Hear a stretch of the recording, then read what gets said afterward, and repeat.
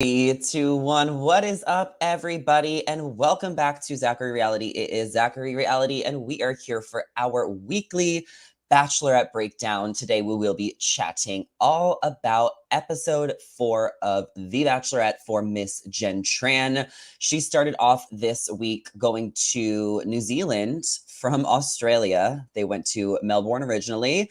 They went to Auckland, New Zealand. There was 12 guys remaining at the start of this episode, and there ended up being no rose ceremony due to time, the cliffhanger, which was Jen's ex showing up at the end. Do we think he's going to stay or not? I don't know, but she sent one guy home this week. She sent home Sam N, and we're going to break it down. We're going to get into it, and we're going to talk about it. I kind of think she should keep this guy, Matt, her ex. He seems like kind of really cute and like harmless and like a bomb that's gonna, make things interesting, I think, when he shows up and all the guys see him at the rose ceremony. And is he gonna get a rose? I don't know what she's gonna do. I feel like I can't imagine her not keeping him in the house just because of how excited she kind of was when he showed up. And like, she was obviously really shocked, but she was also like a little excited too. And I feel like he came all this way. And, the background of this guy is that they dated for 3 to 4 months, 3 to 4 years ago. But it seems like they were always kind of like, talking here and there, and the door was slightly open. And, they were going to go to some weddings, but then she, went on The Bachelor.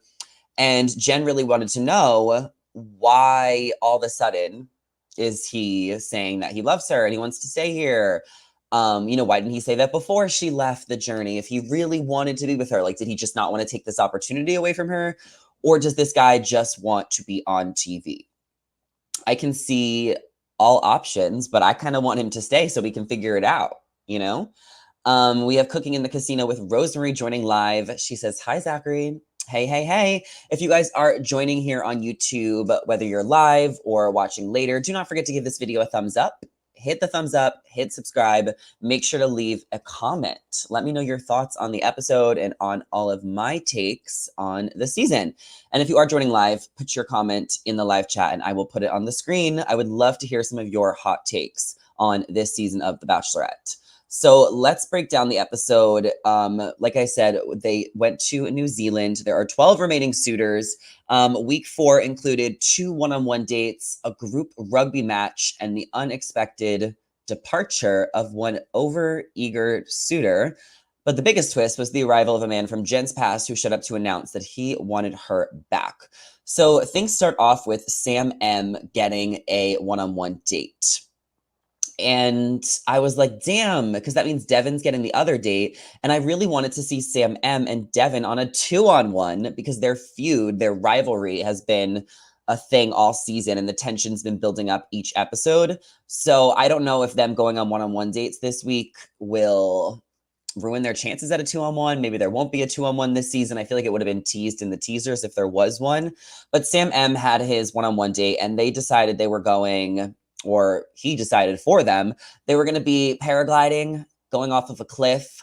Damn, these are really like crazy fear-breaking dates that Jenn has been having this season. She jumped out of the plane. She rode a helicopter. Like, if Jenn was scared of heights, like, she's not anymore. So that's why I was kind of interested to know about her fear, right? Because yes, she's been scared each week, and it is scary. I think that this could be scarier to some people going down the building than maybe like the plane or the helicopter. I don't know. I feel like the plane is the scariest part, jumping out of the plane. A helicopter like is a little scary, but only if it's doing like flips. But obviously the producers and whoever like set up these dates for them. And maybe in Sam's defense, and I won't be defending him for long, but maybe he was like, of course she's gonna be down to do this. She already jumped out of the plane. The producers set it up. Like, we've been on the show for a few weeks now. Like, this is expected them to do something crazy like this. It's not that out of the ordinary that she's going to go on a one-on-one date and they're going to jump off a bridge or jump out of a plane or jump off a building. I feel like that just happens every week on a one-on-one date, right? So originally Jenn was really nervous about going off of this bridge, this building.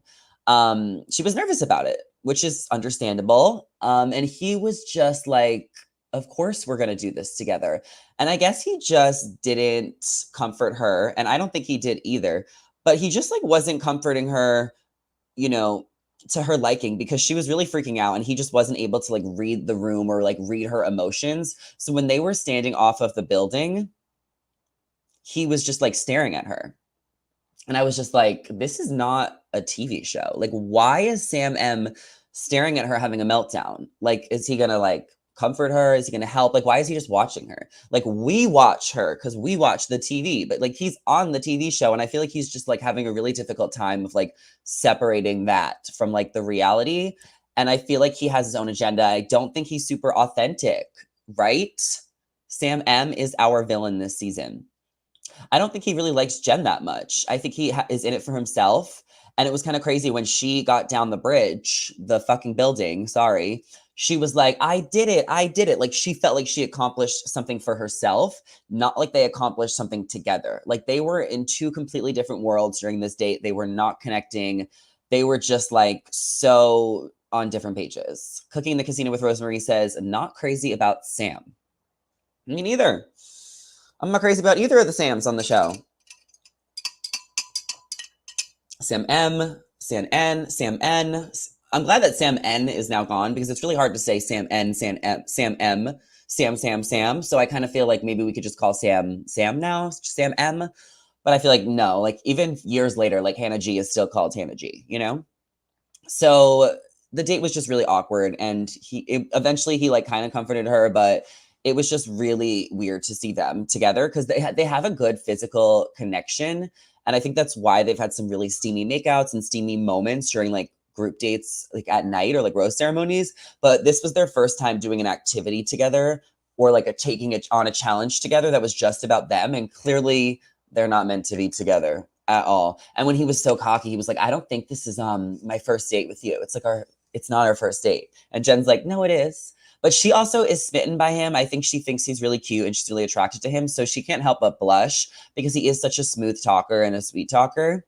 And he really has some game for girls who like guys like that, you know, which some girls do. During the night portion of the date, Jenn opened up about not feeling like she was ever deserving of love. She comes from a divorced family. And it was just really hard for her with all of her toxic relationships in the past that she just never knew if she was worthy of true love. Well, she definitely is.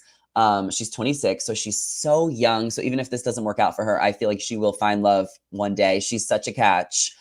And yeah, that's sad. I think that's realistic for a lot of people who have parents of divorce or maybe they're gay. Like, I think that there is like a lot of people who don't think they're worthy of love. So I did think Sam M did a good job of comforting her. But like, it felt like he was like, yeah, you are worthy of love, just not with me. You know, it's going to be someone else. And it's going to be great for you. I feel like Sam M will cheer on and support Jenn in the future. And I think at the Men Tell All, like when he gets roasted by her, because he will, I think that he will be like, whatever happens, like, I'm really happy for you. And I think he'll genuinely be happy for Jenn. I just don't think that he's like that into her like that. I think that it's just another one of his girlfriends. I think he's just like happy to be on TV. I just feel like he's so not genuine with like wanting to be in love with Jenn and like be there for the right reasons. But he did open up about his past engagement, which I thought was really sweet. He does have a heart. He's not all bad. Also, like Sam M, like we're just going off on what we see on TV. I feel like his family like had a lot of defensive reactions on social media this week. His dad and his mom went on Facebook and were defending him, his sister and his brother. And I love that his family defended him. And like, I get we're not seeing the full picture. But based on what we're seeing on the TV, he's a little tricky. So he said that he was engaged in his past. And his ex-fiance cheated on him. So that's really sad. The same thing happened with Spencer, who was on a one-on-one date last week. He also got cheated on by his ex-fiance. If you hear me pausing, it's because I'm drinking my iced coffee. Also, the water is down in my building. The water is down, so I can't use the sink. I can't flush the toilet. Kitchen sink, bathroom sink. I hope that it comes back soon because, like, I need to flush the toilet. So, yeah, they ended up having a good moment, and by the end of the date, they kind of connected, probably got a little drunk, made out, did they watch fireworks or something? He got the rose, so he's safe. Then we move on to the group date, which was a rugby competition. These group dates, these competitions are hard. Like rugby is a hard sport, and Sam N was really doing the most on this date. He was just like really eager and excited and like said he was falling in love with her and had a husband. He said Jen's husband on the back of his jersey. Too much. They divided into teams. I don't remember who won. But Sam N ended up going home on this group date. He rubbed a lot of guys the wrong way because he was so eager and because he was like interrupting people and like he had that drama with Thomas. But Jenn ultimately decided to send him home because she felt like he was expressing love and like excitement about their connection and stuff. And she was like not feeling it. Like she couldn't catch up with him. So she sent Sam N home in the middle of the group date, which I think was really savage and like necessary because he was like way too far ahead with her. Like, you know, like why did he say he was all in love with her? Like he just doesn't have game. And I think that some of the guys were a little like rude to him. I felt like some of them were like kind of picking on him because he was like the oddball out and he's a little awkward and he kind of just does things differently. So I felt like they were kind of picking on him and maybe the producers were like telling them to kind of like call him out. I don't know. Jonathan accused Sam N of being disrespectful to the group and everyone kind of jumped on it, especially Spencer too. Spencer was kind of like coming in for Sam N as well. I like when they send people home during group dates. It's like savage. And then she ended up giving the group date rose to Marcus. I think Marcus is Jen's best bet. I think Marcus should be the winner of the show. There is some like allegations about him on social media. So like, I hope that doesn't become a bigger thing. Unless like it needs to. I don't know what the whole story is there. But I think that Marcus, as far as what we're seeing on the show, like is definitely a front runner, definitely the shoe-in winner. My prediction is that Marcus is number 1 and Devin is going to be number 2. She really likes Marcus. He did get injured on the group date and he was like, I've been through more stuff because he is the Army veteran. And they had the first one-on-one date, right? So, or one of the early ones. So I feel like he might not get one for a while, but he'll get like the second time someone gets a one-on-one. And he's definitely going far. I think she's going to pick him. I think she should pick him. I think that's her best option of all these guys here. So I'm glad that she sees that and she's giving him the group date rose, because getting a group date rose is key. It's like major. It's like you're important, you're safe, and I like you. So while they were all at the group date, Devin, who's waiting for his one-on-one, and Sam M, who already came back from his one-on-one with a rose, are forced to sit in the living room and have a conversation. And they've had beef for weeks. But now all the guys are gone. Now all the peanut gallery is gone. Thomas, who's been in Sam M's ear, is gone. Like they have an opportunity to talk, just the two of them. And I think, I'm like, wait, this is the perfect opportunity for them to squash their beef. No one else is here. Like this is the time. Like let's just squash it. The beef is played out. It's over. They can move on. Like I really thought that that was what they were going to do. And I felt like Devin wasn't really ready for it. But Sam M was like, what's your problem with me? Like that's how he starts the conversation up. And then Sam M just shows his immaturity and his unwillingness to move forward, forgive, forget. He wants to keep the tension going. He wants to keep the rivalry going. And he's just kind of amping him up. I think Devin could have been like such a bigger person and it would have forced Sam M to be a bigger person because Devin was still like engaging in Sam M's immaturity. But Devin is obviously more mature and more reserved about it. Like at this point, he's kind of over it. Right? He was just like, whatever, you don't like me, I don't like you. Like, I don't know, like they could have squashed it and they should have squashed it. I mean, it's kind of like both of them at this point because when two people are fighting, like it's kind of both of them are not getting along. But Devin's like, oh, he should have just like, Devin should have been like, bro, like let's just forgive and forget and apologize. But it didn't happen. So they still have beef. So maybe they'll get a 2-on-1 next week. Or maybe the beef will continue. Now there's obviously going to be more drama in the house because Matthew is coming in, Jen's ex. Whether he stays or not, he still is going to be introduced to the guys at the cocktail party and like stand up there for the rose ceremony. So I don't know if Matthew will become the common enemy, but it definitely seemed like that from the preview that he might. So TBT on that. Overall, I thought the group date was cute. Like what else happened? The Thomas N stuff. I didn't like what Sam N said. Like he interrupted Thomas. And then he also like made fun of his yellow shirt, and like that could have been like a racist joke. So like that's not cool. I know a lot of people don't like Thomas N. I feel like I've seen a lot of comments about that, but I kind of missed this part. I was at a watch party last night and I kind of missed a little bit of this like altercation. But when I went to the watch party, I was like, I am actually going to pay attention. And I really did for like pretty much the entire time, except for like one or two like short scenes. So that was like good because I feel like when you go to like these bars, these watch parties, like everybody wants to talk and like hang out and like have drinks. But it's like you also like want to watch the show because then otherwise you have to like rewatch it tomorrow. And I did that last time I went to a watch party a couple weeks ago. And it's just like so time consuming. Like I'd rather watch it once, be in the know. So that's what I did. So tell me what in the comments below what I missed about this Thomas and Sam N stuff, if I didn't kind of get it all correctly. But I feel like we don't like either of them. I also think Thomas N is going to go home. And that guy, John, who's been getting very little airtime, I think he's like on the chopping block as well.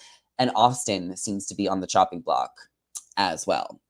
So then we get to Devin's one-on-one date. And it was cute. Clearly, they have a really strong connection. And clearly, Devin's going far. It was like a religious date. Jenn said that her mom was Buddhist. There was Maori dancers interacted with them, and Devin introduced himself as a wanderer who have lived in many places. Devin revealed his father had immigrated from Mexico, and Jenn said her Vietnamese parents were Buddhists, and she'd want her children to attend temple.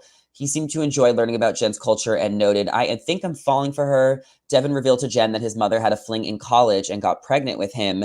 Devin's father wasn't in his life, but his mom was very strong in those tough moments. She worked 2 jobs and went back to college. Younger Devin yearned to live with his dad, which he regretted when he got older because he realized his mother never wavered once and she has taken care of Devin.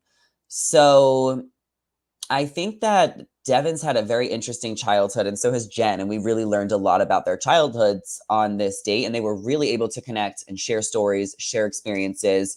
Devin comes from a single mom, and like I guess he always thought like his dad was so cool, and like he wanted to be in his dad's life because his dad left him and rejected him, and like maybe wanted nothing to do with him at times. So he didn't realize that his mom was like, you know, she had to play good cop. His mom had to almost play like bad cop because she was like parenting, like working really hard, like doing all the stuff. And like now that he's older, he appreciates his mom and like all she's done, but he didn't have that appreciation when he was younger. That's okay. I mean, that's okay, right? Like, is that on like, you know, he had a hard childhood. I think that kids like don't know a lot of things and like we don't really put things together until we're adults about our parents and about our lives growing up. So I love that Devin has that perspective and can kind of show the growth and the maturity. And I'm glad that he appreciates his mom and has a close relationship with her. It's really unfortunate that his dad was not a part of his childhood and really wasn't there for him like he needed. But, you know, everybody has hardships and it seems like something that he's worked through therapy with and kind of has overcome. So he's really just sharing his perspective. Now, Jenn, she also, you know, her dad left as well. And she had a different experience where I don't think she really wanted her dad in her life. Like she kind of called him out, right? And then her dad was like saying, like cut her off basically. The Buddhist thing was interesting, but they both can bond over having strained relationships with their fathers, and they both can bond over the admiration they have for their mothers. I think Devin and Jenn are compatible AF. And I really think that once Sam M leaves, which like could be next week, could be the week after, Devin's going to have like no drama because Thomas is going to go home. And it seems like those are the only guys that have drama with Devin. And I think that like his second half of the show and the journey is going to be about like his true love story with Jenn, because I think Jenn really likes Devin a lot. I think she sees a future with him. I think Devin is like, seems like Jenn's type. And I think Devin and Marcus are top 2. Do you guys agree with me? I do. I do. So yeah, but then if Jenn picks Marcus, which like is my prediction, that means Devin could be runner-up, get the sob story, and become the next Bachelor. Can you imagine? I feel like there's been people talking about that already, like shipping who the next Bachelor is going to be. There's going to be a new Bachelor. The season will premiere in January. They'll start filming in July. So we'll find out who the next Bachelor is, probably on After the Final Rose for Jenn's season, which is in a couple of months. We'll find out soon who the next Bachelor is. We also saw at commercial breaks the Golden Bachelorette, Joan. She filmed a scene with her family. There was her son, his fiance, their like grandkid, her daughter. Her mom was there. And then what I thought was interesting is that her exes, or because she wasn't really an ex, because her late husband died, Joan's a widow, but the mom was there. Her mother-in-law was still there. So she's still really close with her mother-in-law and her mom. Is Sam still there? Aubrey is tuning in. Yes, both. Well, Sam N went home, but Sam M got a one-on-one date and a rose. So this is Sam M. He's still there. Sam N went home. She sent him home on a group date because he was just being too eager and too much about like how much he loved Jenn. So yeah, that's really cool that Joan is still close with her widow, you know, her mother-in-law. And she also said that she was never going to replace their dad. Obviously, like, she really loved that man and she would have been with him forever. So it's really interesting with Joan is that, like, she wants to grow old with someone else because her husband died and she's 60. So she still could have like 40 years left and she doesn't want to be alone, even though her husband was perfect for her. Like, they would have been 90 together in the nursing home. It's really unfortunate. It's really sad. It's going to be really tug at our heartstrings when we see the Golden Bachelorette. They wrapped filming, or they're about to. I feel like they wrapped. Joan could be engaged right now. It's going to air September 18th, and I'm excited for the fall. We have Dancing with the Stars, the Golden Bachelorette. It's going to be a good lineup. Oh, the episode ended with Matt coming in, Jen's ex. I kind of talked about this earlier in the live, but basically Jenn was doing B-roll. She was kind of just like chilling, and Matt arrived and told Jesse that him and Jenn dated 3 years ago and they stayed in touch. He's here to tell Jenn that he still loves her. Jenn was startled when Matt approached her. She gasped, "What are you doing here?" Matt told her he tried to attend a wedding in Colombia, but left because he missed her. He is a handsome insurance executive. He's 27. He's done internet videos and wanted to prove that he's not ready to let Jenn go. Jenn asked if Matt was ready to get engaged, and he said yes. Jenn recalled how they reconnected as friends after having dated 3 years earlier. He was not one of the toxic exes she already talked about on the show. "I really do love you," Matt said. Jenn asked, "You want to date me and my 11 other boyfriends?" Matt replied, "Yes, I want to join the show." Jenn took a breath to think, and then it went to coming attractions next week. A preview for next week showed that Matt was determined to stick around, and the other men were livid about it. I think she should let him stay. I think that he got brought on because he did a TikTok about her and it went viral. And I think that anyone on TikTok wants to be on like TV, right? So I kind of feel like he is there because the producers told him to come and they reached out and he's like taking the opportunity to maybe like be on TV. Aubrey says, "Is it true Kelsey's dad is on the Golden Bachelorette?" Yes. But I don't, to be honest, like a little spoiler, like I don't think he made it to hometowns. But he did go on the show. I think he probably made it like top 8 though. I don't know what Matt's intentions are. I think we're going to find out next week and we'll see. I'm not like mad at him for showing up. I think it was cute. And I think it gives us good TV and drama. I thought it would happen later in the season because I knew that he was going to show up because I was like tipped off. But I didn't know he would show up so soon until the coming attractions for last week that showed him coming up. And I kind of think that she should keep him and give him a chance. I don't know. How does she feel about him? Because it seems like he might like have always had feelings for her and always thought that like she could have been the one. And now it feels so final that she's the Bachelorette and she's going to get engaged. So maybe he was scared and felt like this was his last chance. So when the opportunity was presented to him, most likely he was like, all right, I'm going to do it. Good for him for having the balls. Right. But then it's also like a free trip to New Zealand. Like it could be an experience. Clearly he wants to be on TV. So maybe he's like getting a vacation out of this. You know, like, what are his intentions? We don't know, and we're going to find out. I will give him the benefit of the doubt, but I think that there is, you know, it's a little fishy. I hope she keeps him, as I keep on saying. I want him there. Keep him for a few weeks. Make him go far. Do it, you know?